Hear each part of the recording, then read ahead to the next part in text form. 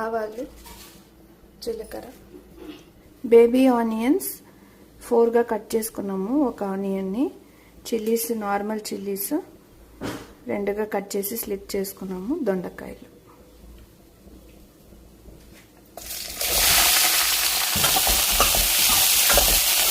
పసుపు, ఇంగువ, సాల్ట్ కావాల్సినంత.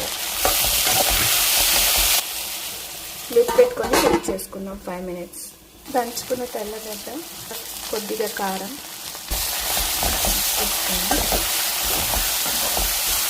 2 పెద్ద టమాటాలు, మూత పెట్టుకుందాం. హాట్ వాటర్ యాడ్ చేసుకుందాం.